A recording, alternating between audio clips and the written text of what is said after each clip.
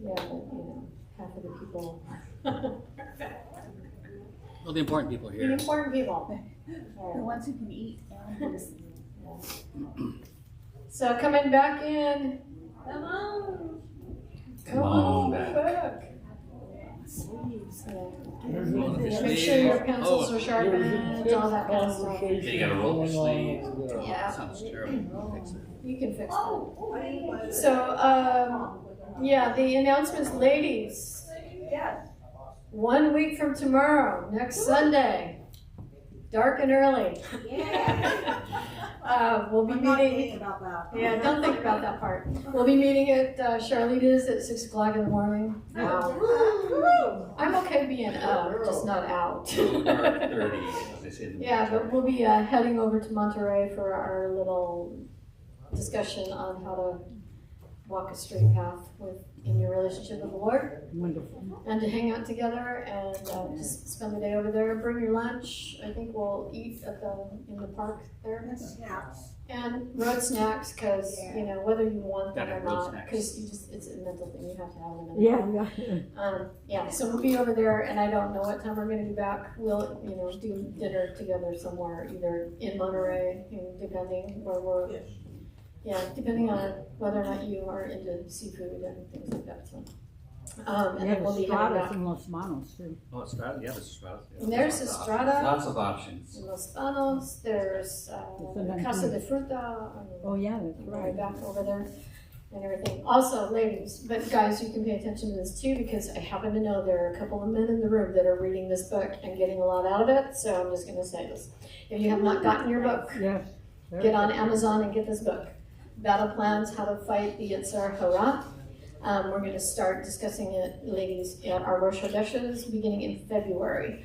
And we'll be starting with talking about the introduction and the first chapter, I believe it is. And you might think, man, we're going to be doing this all year. Yeah, pretty much, because there's so much stuff in here, in each little bit. It's this is not the kind of thing that you read just for the sake of, I read the book and now I'm done with it.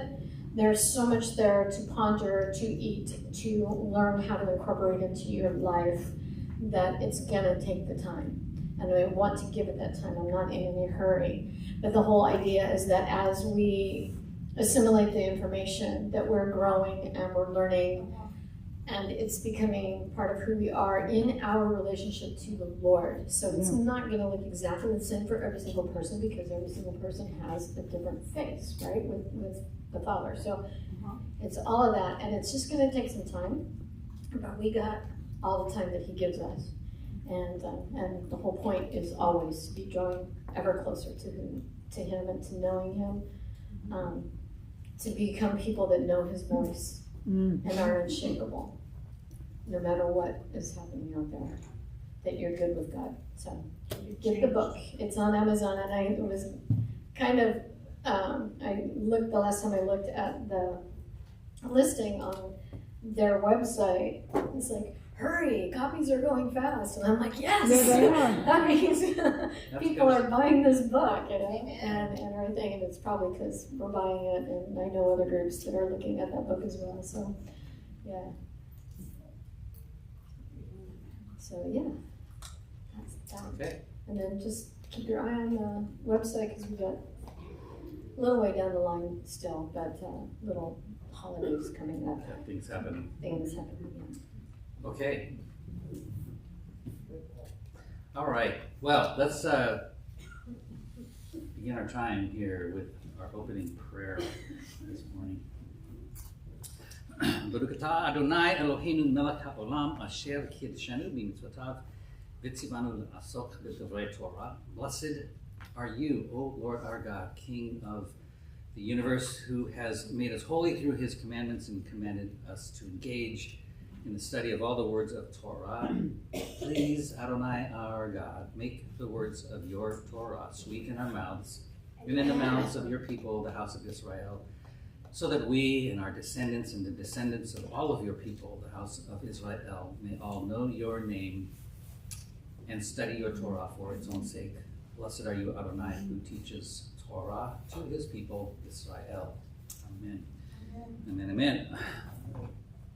Okay, so, hey, this week we're beginning the book of Shmot, Exodus, right? And I want to start off with one of the huge aspects of my whole journey, our whole journey, over the last couple of decades.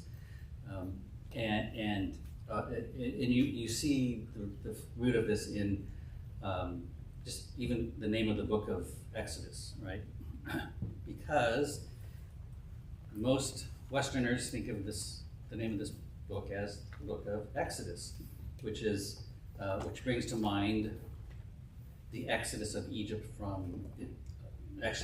Israel from Egypt, right? The leaving. The leaving. It brings to mind an event. And just to show you the shift in my perspective over the last 20 years or so is, okay, so this is the book of Exodus. It's about an event. It's about the children of Israel and so forth. But now my perspective has shifted. If you want to call it a Hebraic perspective, a Jewish perspective, or however. But in the Jewish world, this book is known as the book of Shmot, which means what? Shemot is the plural for names, right? Shem is name, Shemot is names. So this is a book of names. And why is that so significant a shift? Well, because for me it shifts the thinking or the emphasis from an event, from history, from that kind of a thing, to what is really being communicated in this so-called book of Shemot, and just the fact that it's the first primary word in the book is names, right? And those names it talks about the children of Israel, the sons of Israel, and it goes into in the text talks about that. But this concept of names it shifts the focus from an event of redemption. I mean, that's all great stuff, right? And it is a focus of the narrative. But what is really being communicated is the revelation of God's name, right? And that's why it's called the book of names, because there are names of people, but really it's about the revelation of God's name. Who is God? And the fact that names are not just identifying people, right?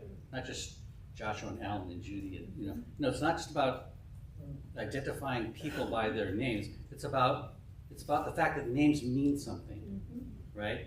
And in the Torah, there's lots of different ways people's names come about. Their names are given to them by their parents, or their names are given them because of some prophetic knowledge that a parent has about that child or desire, right?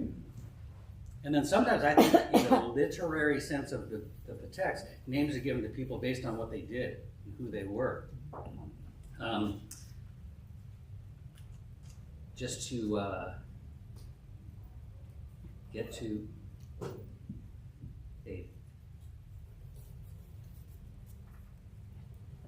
a point here.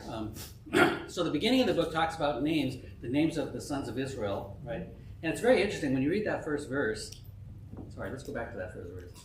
I'm going to be really scattered today, I can tell already. The first verse says, "These are the names of the sons of Israel who came toward Egypt with Jacob, each man in his household." And right there in the very first verse, right, these are the names. So it's emphasizing that this book is going to be all about names. And names mean something because of who those people were, what they did, right? That's going to be the emphasis here.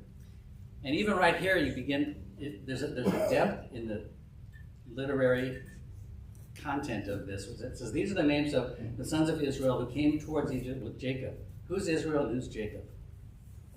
Two names.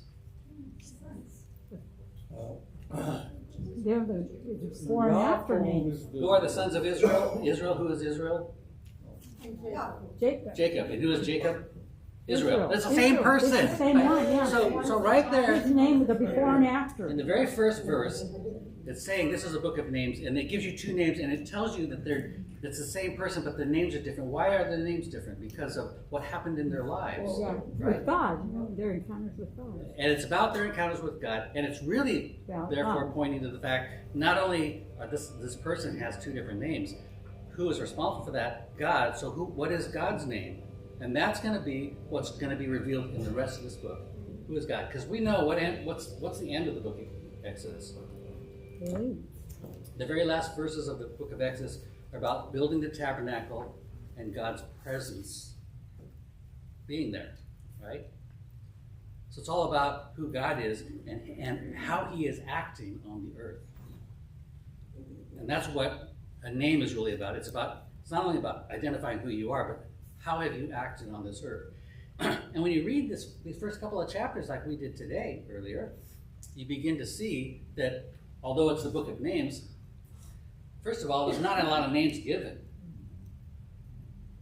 Right? Even the beginning of the second chapter, it says, there was a man from the house of Levi and a woman from the house of Levi. You don't even know their names, right? And it's supposed to be about names. So what is that telling us? It's that their names really are who they are and what they did, right? That's how this is being crafted to get into your mind. So right off the bat, it's talking about Israel, Jacob, names of this one person who has two different names. And it's all about God's revelation of who he is in that man's life, certainly, right? And now that he is off the stage, so to speak, what's going to happen next in the rest of this book. And then it talks about the birth of Moses, right? The story of the birth of the protagonist of the whole book, the guy who's going to be the lead role, so to speak. I like this verse in Ecclesiastes. Tov Shem Mishemen Tov. That should be split in different places. Tov Shem Mishemen. A good name is better than precious ointment. Actually, no, that is divided right. So Tov Shem, a good name, is better than precious ointment. Shemen Tov. Shemen is oil, right? And me is actually the word from, but when you put it together in a sentence like this, it says a good name from good oil. What it's really saying is a good name is better than, it's different from oil, right? Precious ointment. And then, I love this because of the fact that we're reading about the birth of Moses, right? It says, the day of one's death is better than one's birth. Why is that? Why is the day of one's death better than one's birth in the context of this verse here? Because you've done stuff. When you're born, you haven't done anything yet. There's nothing to say about Right? you. What are you? You are the most selfish creature on the planet. I mean, I know that we've had 3 kids and we have 12 grandchildren. We know the day of the birth is a celebration, but as far as the goodness of that life, you don't know anything about that yet. I mean, you can say a baby, an infant, a newborn is a good thing. Beautiful, it's wonderful, right? But this verse is saying that the day of, it's like at the end of the life, now you can look back and say, that was a good life, right? Or otherwise, whatever. I mean, hopefully you're going to want to say that, right? Yeah. So why is all this so important? Well, like I began, this whole journey for us has been the shift of focus from looking at events and history and facts to seeing how God reveals who he is. And that's the difference between the book of Exodus and the book of Names. Do you follow? Mm-hmm. Does that make sense? So this whole book is about God revealing his name. And he does that through what? The people. Through people who have different names and various names, and now we begin to see how that plays out. Even in the very first verse, you have a guy who has 2 names, and that's supposed to invoke in you the fact that you know that story, right? You know the story of Jacob and how he became Israel. He got that name. That's all included in that very first verse, is to say, okay, you know all this story? You know this thing about names? Well, we're going to dive into names a little further. You think you have an identity crisis now? Wait till you get further into this book. Rick, I need to make a comment there because what you said so important. There's a term or a word called allusions, with the A, not I. Okay. And I've been reading that over the years more and more in commentaries, that when they try to make a point, there's the assumption that you know the previous stories, and that's how you get the depth. That's how come the Bible is getting smaller and smaller the more we know the stories and how they connect. But when you made that comment, it really is an important thing to think back and base it, because it adds the depth to what's going on here. So in essence, this first verse is saying is, if you don't understand the The difference main between thing- Israel and Jacob and what that story is all about, pause a moment and go find out what that's all about, right?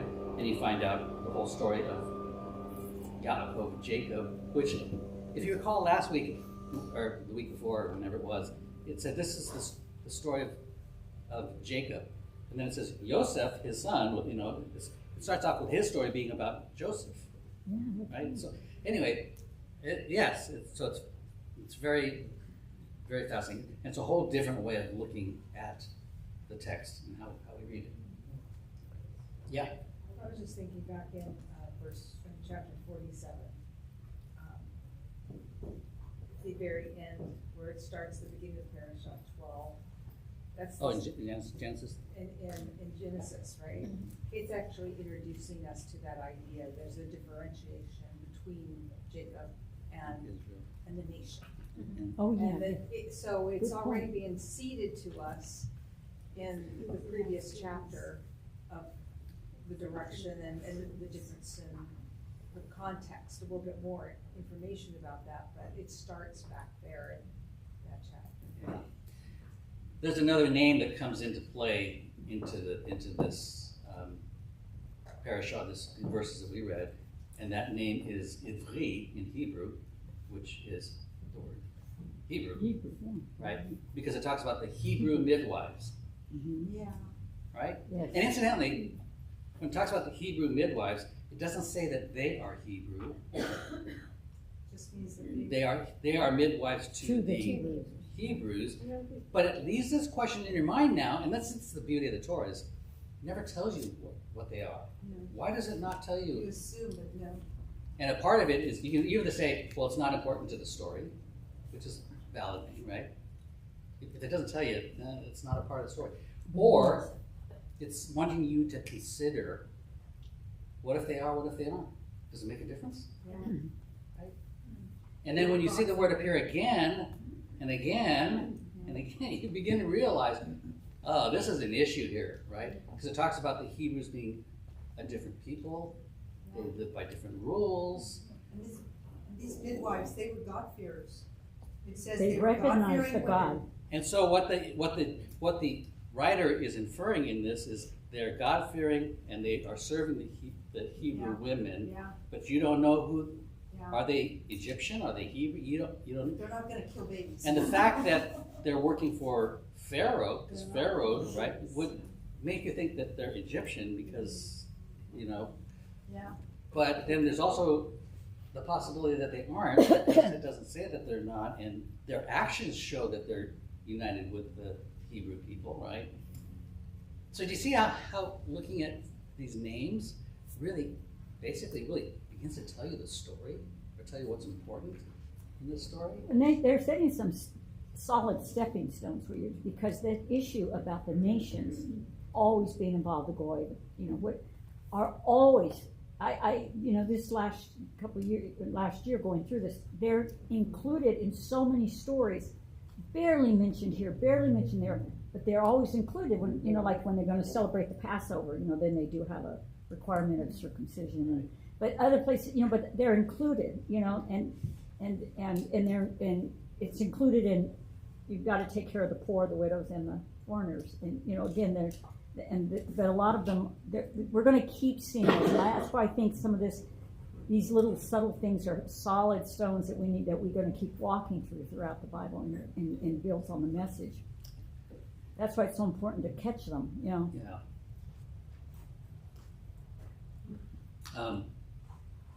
I I was thinking the ambiguity of who they are, what nationality they are, really, for me, is kind of a moot point, because it focuses you on their behavior and what they Right. do and their actions. That is the point of this whole thing about names. Yes, there are individuals, but how is that individual? What is the true identity of that individual? It's what they do. It's not the fact that they're Hebrew or they're not or any of those other. It's what do they do? And we know that they fear God. It says, and not only do they fear God, but they act on it. Right? They could fear God, but go ahead and be obedient to Pharaoh. But no, they choose to act on it. And that's what is the root of their identity.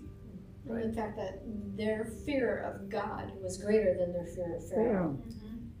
You know, they did what they did knowing, And they acted upon it. and they went in.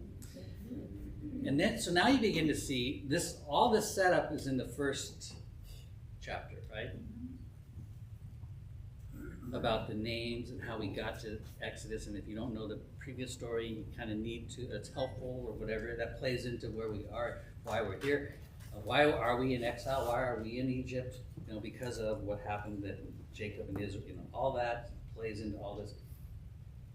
And now you get this concept of understanding names, and you don't see any other names in there. And it's very clear, right? Because it says there's 2 Hebrew midwives, and it says, and they were called, and it gives their names. But it doesn't give the names of anybody else in the story, which becomes clear at the beginning of chapter 2. Right? What's the first verse of chapter 2? So the first verse of chapter 1 says, a guy named Jacob Israel, and we know it's the same person, he has 2 different names, right? So right off it's saying names are important here, folks, right? Mm-hmm. And the names of these people have to do with who they are and what they've done. And that's really important for us to understand too, because your name is how you might be identified, right? But what your real identity is, what have you done? What do you do? What do you choose to do? Right? Do you fear God? Do you fear God more than you fear your commander-in-chief or whatever, your Pharaoh? What's more important to you, right? And then the first verse of chapter 2 comes up and it says, Vayelech ish mebet Levi. And there walked a man from the house of Levi. And the way I'm reading this with this kind of thinking is, what's his name? Who is this guy? Mm-hmm. And it's saying, I'm not going to tell you because that's not important right now. You need to look at what he does, right? That's going to identify him. Do you see how important that is? That becomes, and it's shifted my thinking and how I read the Torah. I read all the Bible. Now, okay, to look more intently at what is the root issue here. The root issue here is, what does this guy do? And the first thing you see here is he walked. You don't see that so much in the English. What does the English say, verse 2? A man from the house of Levi, right? Saying that this guy, so you know a little bit about his lineage, basically, right? You know that he's a Levite. That's not defined just yet, right? Because you don't have the... No, but you know the family connection. You know that the brothers, right? There's Shmot and Levi, and now this guy is a son of Levi or from that family, right? But in the Hebrew, it says Vayelech. Yelech comes from the root word chlach, which means to walk. Which means that you are walking in a certain way, right? You are walking in a direction that's defined by who you are, right? So he's a part of this tribe, and therefore that's the way he is walking, right? So it tells you more than just that he's from Levi, and because he's performing his life, his duties. And Don made a really good point, we were talking about this earlier, is that these people weren't in a vacuum. They knew all the stories of the things that went on before, right? They knew that Jacob Israel, and it's a family, and families talk. Right? Families know about Uncle so-and-so, or the weird uncle there, or the uncle I like over there, or the aunt that's my favorite, you know. They know all these stories that have gone on before, right? So they know these names, they know the stories. And so when it says this man from Levi was walking, right, it's involving his whole life and who he is. And that's why it doesn't give his name, because it's saying, I don't want you to think about his name. I want you to remember what he did, right? And then it says, and he took a daughter of Levi, which means he married within his tribe. Right? And see, that tells you a lot about him, is because he is trying to maintain tribal identity. Right? He could have said he'd married somebody from the tribe of Benjamin. Right? But that's not how he walks. He walks with a bigger picture. He walks with this perspective of tribal identity that's going to be maintained. Right? So that's kind of a bit of what I'm gathering when I read that. And then, of course, the story is that they get married and they have a kid. They have a baby, which is all part of normal life. They're walking through their life. But we also know from the previous chapter that there's this Pharaoh, there's a bit of oppression, and there's this thing about throwing firstborn sons into the river. Not firstborns, just boys. Just boys. Just boys and any boy, yeah. And Moshe is not a firstborn. No, he's the baby. Which means his brother has survived this edict of Pharaoh. Well, he's older. It was every boy that is born at that time. At that time. So he was probably already born or something. Yeah, he's so older. He's older. Yeah. So we're beginning to get this picture of this bigger story. And so now that the author of this is crafting all this for you, because what comes next is they have this baby. Where's my verse? Oh, it's over here. Sorry. Verse 2. V'tahar ha'isha v'teled ben. And the woman conceived and gave birth to a son. Right? And that's really important because, like I said, we read in the first chapter how that's a problem because they're supposed to throw all the sons into the river. And the midwives let the kid, let them bear children and so forth, and it doesn't happen for him. But here's where this concept of names comes in even more prevalently. It says, "Vatere oto ki tov hu." So vatere oto, and he saw him, and she saw him. And in our translation it says he saw him and he was beautiful, right? It just says upon seeing what a fine child he was. Right. And let me ask you this: have you ever seen a parent who bears a newborn and does not say, "What an amazing child this is"? Right? Oh, yeah. How beautiful! How beautiful! They even show them to other people, and other people kind of look and go, "Yeah, okay, yeah, he's a beautiful baby, right?" But my point is, the way that reads is this is another birth of a human being, right? But no, that's not what the text says. Vatere oto, and she saw him. She saw him. Now, there's this popular movie that's out these days where the people, when they look at each other, they say, "I see you." You know, Avatar. yeah, you know what I'm talking about. Well, see, a part of there's a lot of Jewish aspects to that movie. The wise people are called the tzaddik. They're called, anyway, won't get into all that.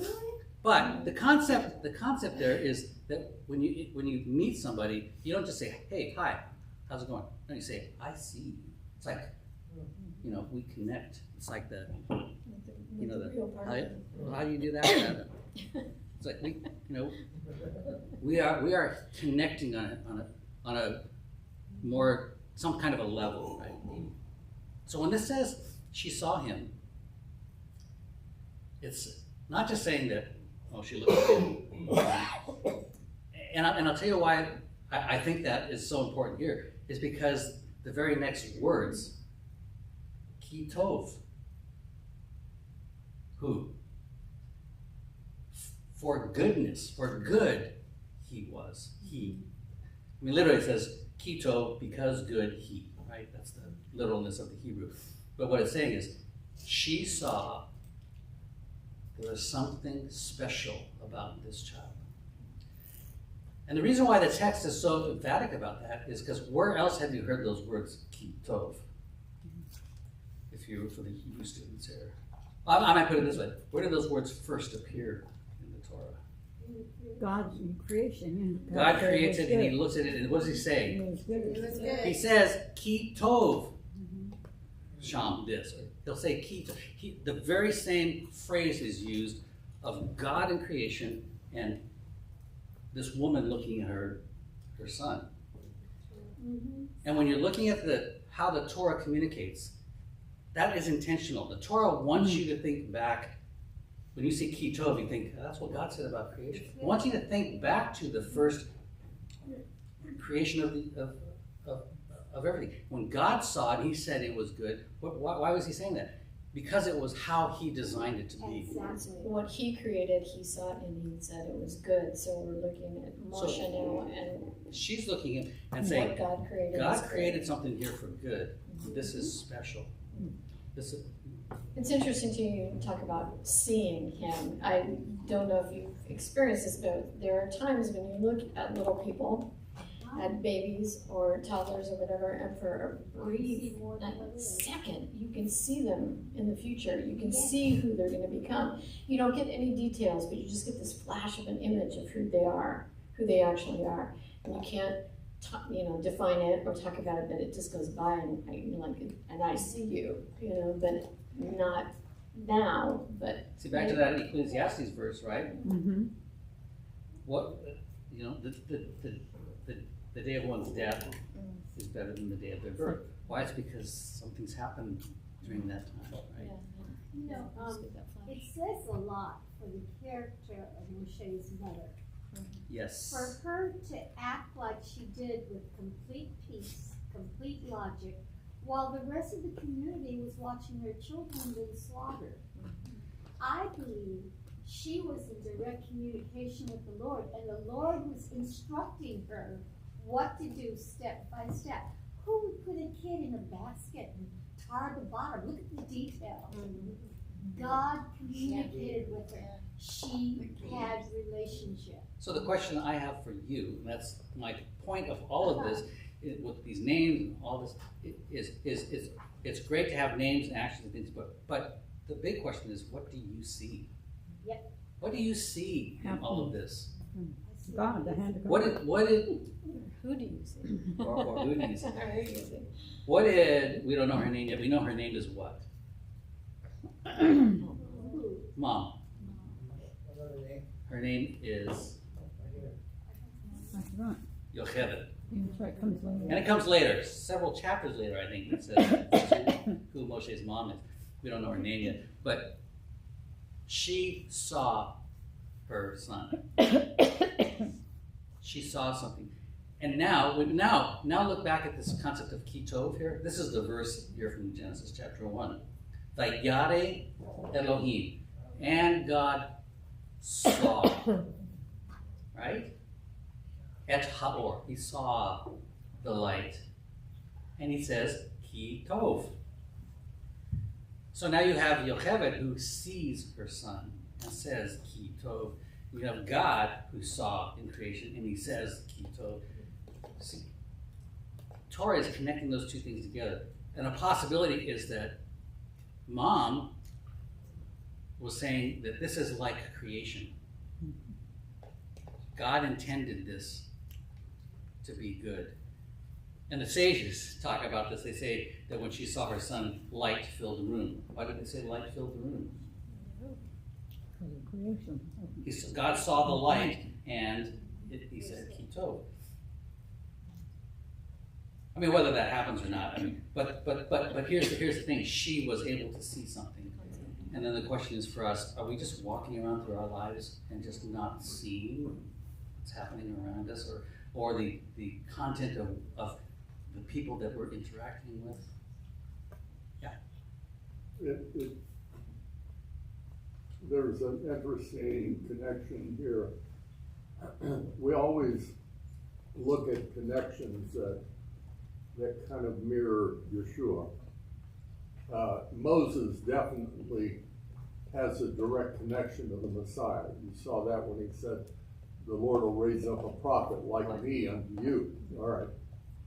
It's interesting that at the time of Moses' birth, there was a decree given by a king that did not affect Aaron, who's 3 years old, but did affect those of a lesser age.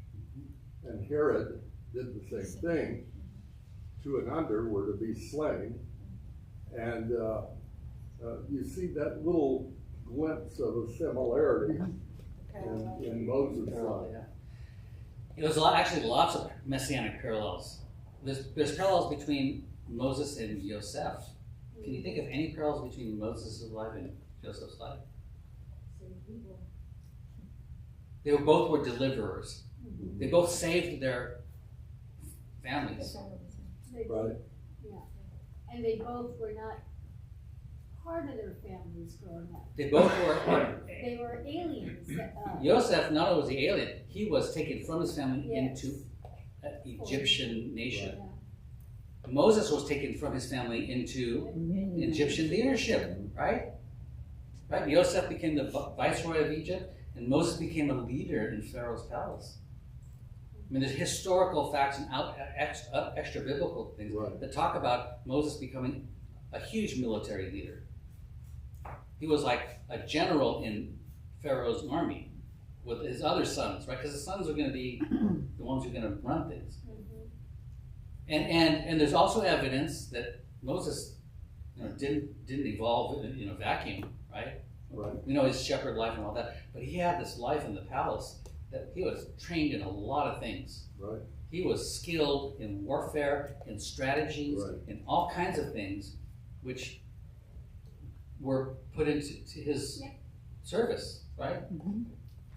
We always see this shepherd guy walking around. There is so much more in that person. Again, his name is Moses, but his name is who he was and what he did and what he had been through and all of those things, right?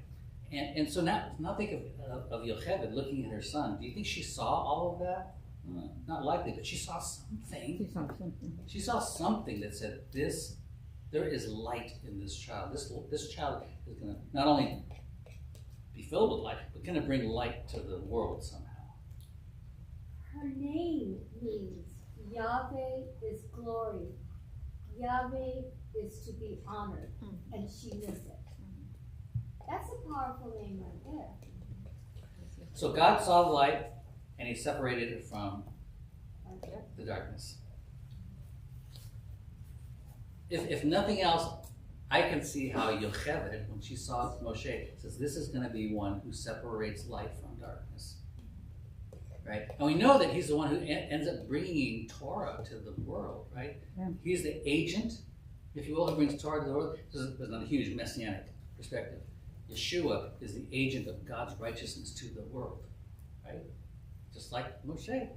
He's the one he is the human, physical person who was the vehicle or the agent, however you want to view that, to process the vessel, to bring God's light to the world. It separates light and dark. So now you begin to see that these two people who are nameless, her father and his father and his mother, it was all about how they walked. Which is an interesting thing to think about, because if we look, we know that Israel was sequestered, if you will, in Goshen. They all lived in Goshen. They were separated from the Egyptian population at large, as far as living goes on a day-to-day basis. They were in their own community.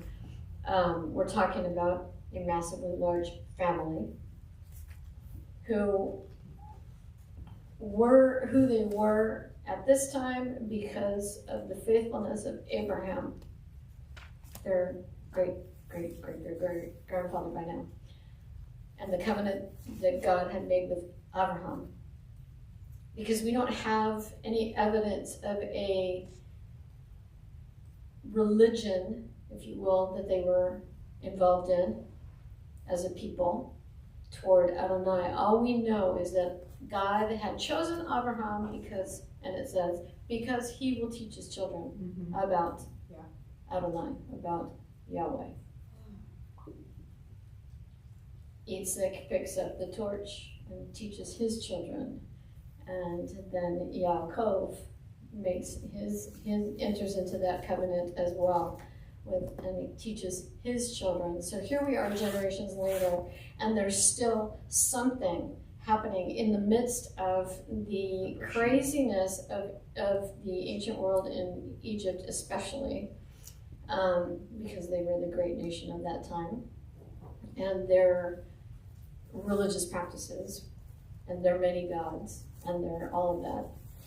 And yet Israel, the family of Israel, is somehow, even though they're aware of all of that stuff happening in their world, they're not necessarily, we don't have evidence of them necessarily participating in that lifestyle. So there's something keeping them in this covenant that was established by Abraham. They are still living by that, and God is still obviously being made known to people within that family, because we have people doing the right thing, if you will. So much even in our story. So something is still, some knowledge of God is still there with the people. Since Joseph. Since Joseph, the whole way along. But here we are, 450 years later, there's still something that they know, but we don't have an established religion at this point in time. But they still know something about that God and that covenant, because when we get down the road a little bit with Zipporah, Moses' wife, we have a huge issue, God calls Moshe with the burning bush, and when we have that conversation, and Moses agrees to take the job and to go back to Egypt and get his family out of there. They contracted for that. And yet, on the road, God comes looking for him and wants to kill him. Yeah. And it's such a weird little story. But if you think back, absolutely necessary. It had to happen because here's Moses, who has been circumcised by his parents. He is part of the covenant, and he's willing to do this thing for this God. But he neglected. It wasn't seemingly important enough to him to bring his wife and his children into that covenant with him, and God was ready to take him out for that. And she's the one that heard, and she's the one that acted. You forgot something here, buddy. And it's such a significant story, even though it's so small. But Zipporah is one of, I call it, the 6 heroic women.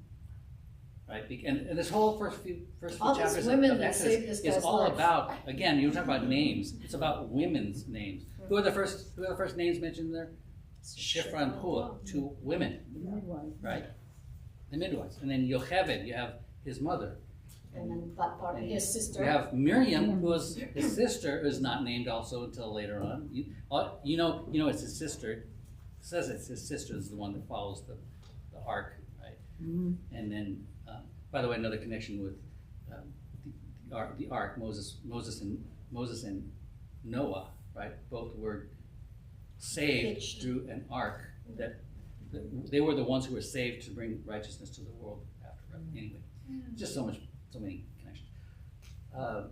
So you have Shiphrah, Puah, his mom, Miriam, and then Batpar. And Bat-Haro, the daughter of Pharaoh. And for extra credit, anybody else know what her name eventually becomes? She's identified later. Yeah, she is. First Chronicles 4:16. Her Her name is Mattityahu. Bat-Yah, which means Bat is daughter, Yah is God. She is renamed daughter of God. This is Pharaoh's daughter. Right? And the Don reminded me that in the Ten Commandments movie, she makes an appearance where she goes and she leaves with Israel. Right? She actually, in the movie they show, and this is sage writing as well that entered into this movie, But if you remember, on the night of Passover, she shows up at Moses' house and they let her in. And at first they're afraid Yeah. because she's got Pharaoh's guards with her, but they are all coming to take shelter in the covenant, of that blood covenant. And Paro, the daughter of Pharaoh, ends up leaving with Israel in the Exodus, right? And she makes this cameo appearance in the Book of Chronicles, where it says that she married this guy Mered, right? And the sages will say that that was Caleb. That was what? Caleb. Oh, But Paro married Caleb. So you can see her leaving with him, right? And she's this significant woman, right? I mean, she's the daughter of Pharaoh. And Caleb is a significant man, right? He is one of the two spies who rebelled basically against everybody else, right? Yes. And the word for rebellion is Merat, which is his name in 2 Chronicles. She married Merat, the rebeller. So it's not a name in 2 Chronicles, it's who he was. Who he was. Get that now? Back to your name being who you are. Paro married the rebeller Caleb because they were both rebellers. Right? She was rebelling against her father, and Caleb rebelled against the other spies, right? But even more though, because we know that Caleb was not Hebrew. Yes, we know that too. More than likely he was a Canaanite. A Yes, Canaanite. he was.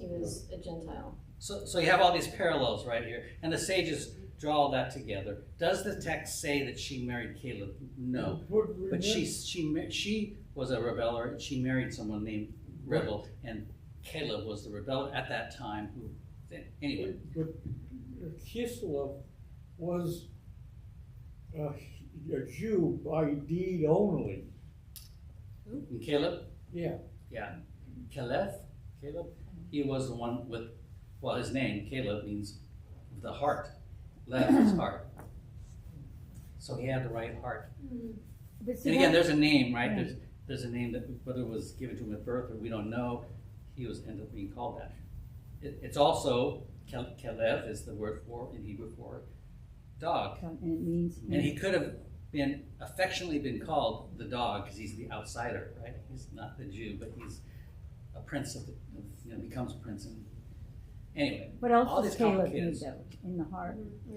Kalev. Lev. Well, that's why a dog is called Yeah. it's man's best friend. It's the heart of It's a a man. dog and God. Caleb's father, Kenite, Yeah. was a Kenite.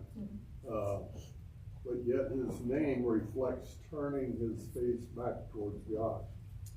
And Nice.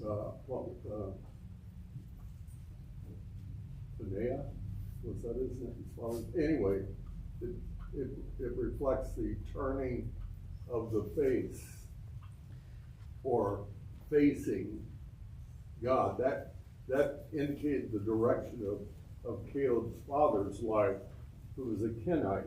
Yeah.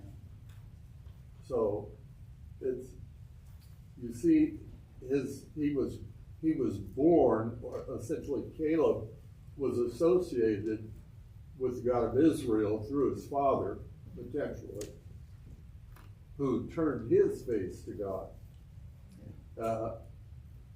Anyway, and all of that is religious-less, family-less. It's all about the intent of the person, the character of the individual person. Didn't matter. It's like if these Hebrew midwives. If they were Hebrew midwives, great. If they weren't, then it says that you don't have to be a Hebrew to support the Hebrews, right? And if they were Hebrew women, it means that anybody can be a hero, right? Anybody can fear God and do the right thing. Yeah, the fact that Adonai would be upset with Moshe for not bringing Zipporah and his son into the covenant of Abraham says something about that inclusion as well, because Zipporah is a Midianite. And then you look back to Joseph, he married an Egyptian woman, and his kids are adopted by Yaakov, and included. So again, it's just like it's about who you are in relationship to God. And I think that's why the term Hebrew, and if you just read the first few chapters of our portion, you can read the rest of the whole portion, the that we didn't read today, right? We just read the first part of it. Read the rest of it and look for this word Hebrew, how many times it's mentioned. And when it's mentioned, it's always mentioned as a dividing factor. They were the Hebrew people. It's always used from outside. And actually, what I think what that does is it calls you back to the first time the word was used was when it was when Avram, he was called Avram at the time before he got renamed. It says Avram the Hebrew. He was called that by the people that took his wife. Right? Oh, yeah. It's like outsiders will call you by the name that separates you from them. You ever notice that? Outsiders will call you by whatever it is that they see as separating you. It's your other. Whether it's racial or by social or whatever it is, it's the outsiders who call you that. And then sometimes you adopt that. Remember it says they were first called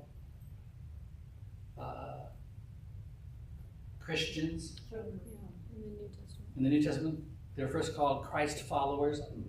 They were called that, meaning other people were seeing them, calling them that. They never called. They called themselves what? The way. We walk in the way of Yeshua. We follow this example, right? But it's always outsiders who call. And that's kind of what the point I think that's being made with the use of the word Hebrew. I didn't make a big point on the slides or whatnot, but it's throughout this portion is that there is this separation that's being, and it's not a derogatory thing, but it becomes kind of like leverage. The more you use something and categorize, then the identity gets wrapped up in that or lost in that. I don't know, but it ends up being, It can be used differently. And it is a fact. They were, and they called Avram that back in the day because he was different. And the word back then meant the guy who crossed over. Yeah. It's like this guy went over the line. From the other side of the river. Yeah. And it was kind of it can be viewed as negatively. He's a foreigner. He's different than us. He does things differently or whatever. But that's why the Egyptians were focusing on the Hebrews, because they were different. And then they became fearful of them as they grew strong, right? It says the Pharaoh saw, wow, look at this huge number of people. What if they rebelled against us? Or what if they sided with our enemies? Right? No? All these things come up. But since we're out of time, back to my original thing that Judy brought up is the question that I would have you think about from today's reading is Yocheved, Moshe's mother, saw that her son was good. What does that mean for you? What do you see, and what do you see as good? What do you see as what God created, or the way that's the way that God made it to be? What do you see, and then what do you see as good? And then the third thing is, because all this concept of names, these nameless people are based on their actions, what are you going to do about it? It's one thing to see it. It's one thing to identify it's good. The big thing is, what do you do about it?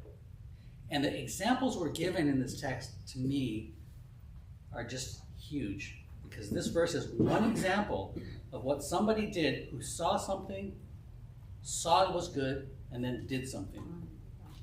Who was it? Bat Paro. Right? She saw the baby in the ark weeping, and she saw, I believe, the goodness in that, and said, this cannot be this way. This child cannot die in the river. Right? So she got a Hebrew person to nurse him, which happened to be his mother. Imagine that. And by the way, do you not think in those years before he was weaned, his mother did not cram everything possible she could into him? Her history, her love, her whatever, into this little child. What's that? Her prayers. And teaching. Her teachings. Whatever they knew about God. Which is why I always say, man, if you can get something into kids before they're 4 years old or 5 years old, from that point on, then it's about letting go. If you can shape them, and then from that point on, you just taking the guardrails off. You're just backing away and letting them grow and go. Right? If you don't, it's about trying to get that all back in after it's got out, But So sorry, this is a bit scattered, but what do you see? What do you see as good? And then what do you do about it? And here you have Paro doing something good. She's acting against the rules her father made to save this child because she knows that's the right thing to do. But there's also something within this. It says the boy grew up, and she, who is she that brought him? Mom brought him to the daughter of Pharaoh. She didn't try to hide him again. She didn't try to abscond with him and make off and protect him anymore. She let him go. And my point is, you may see something and you identify it as good and you nurse it and you care for it, but there's maybe a point where you got to let it go. I mean, do you see what's being taught here about all these nameless people? Is that they were able to see, first of all, see something, identify it as good, take action on it, and then when the time came, to let it be what it's supposed to be. So he became, and we know the story. I mean, and in the story you can say, yeah, that's great because it's Moses. We know the rest of the story. But imagine her as a mom. She's going to turn her 4 or 5-year-old son, whatever, back to the daughter of Pharaoh. What? How is that going to work, right? Which is why I say she's invested all this stuff into him. And I think it's the reason why when he gets older, he wants to go back to. He knows where he came from. He knows who he is. I think everybody else does too. But in that culture, however that works. And we also don't know what happened in those couple of years between Moses' mom and his foster mom. We don't know what kind of transpired relationship? Was there any between the two of relationship there? them. Yeah.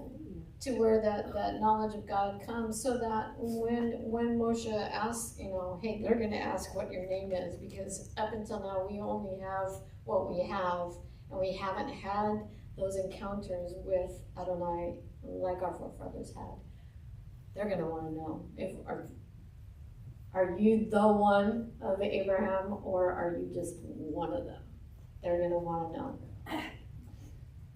And then just one step further here. It says, Vatikra Shem Moshe, Vatomer Ki Min Hamayim Me Shetihu. And she called his name Moses. Who is she? Bat Paro, who becomes Mattityahu. Right? She calls his name Moses. Yeah, Moses' mom never gives him a name that we know of. Isn't that interesting? Here, we're in the book of names, right? Yeah. Names, and now we're seeing that names are helpful, but what really identifies your identity is what you do, right? And that's what this whole thing, because people are doing things and we don't know who they are, and then later on we get names attached to them. Well, here's a place where a name is given, and it's not mom who gives the name. So let's track Yocheved, right? She sees the child, she sees he's good, she acts to protect him. She nurses him until he's 5 years old. She lets him go. And somebody else names him.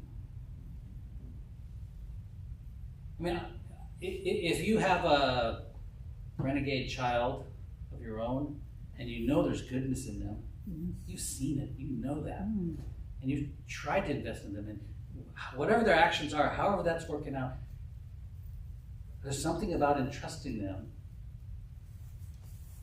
to the things you can't control. And they may even get named by other people. But I have to believe that there is still hope and purpose in all of that. Yeah. So she names him Moshe, which It's an action. literally means, I don't know if it's in modern Hebrew, it means the those lifesaver rings that you throw out to somebody who's drowning. That's what they are. That's Moshe. That's a lifesaver. She calls him because she drew him out of the water. It's like she threw a lifesaver to him and pulled him out of the water. She did it. She did it. She Yeah. did it. And she names him that. So Moshe is the name given to him by an Egyptian princess. It's just an incredible story. I'm convinced that there was a relationship because she didn't just drop into the Hebrew culture blind. She knew what was going on. She had, if you read on, she had a faith in the Hebrew God. And I think she was paying this mother, I think that's the best part. Yeah, Paying this mother to take care of her own child. She gets paid to take care of her own kid. And I believe that she did have a relationship. Remember, she was by the river. She was in community. She was far away connected from them. And she was, whatever Moshe was being taught by his mom, she was privy to it. God chose her. She wouldn't have just paid her. I mean, Yep, she would have had exactly. to be Or the issuing upgrade. protection around them and all of that kind of thing to have him remain safe when everybody else was not. So yeah, there was a whole lot of involvement there. Well, and then even the fact that once she does bring him into the palace, I mean, I just can't imagine how all that worked out. It's just an amazing story. It speaks to the power of influence too.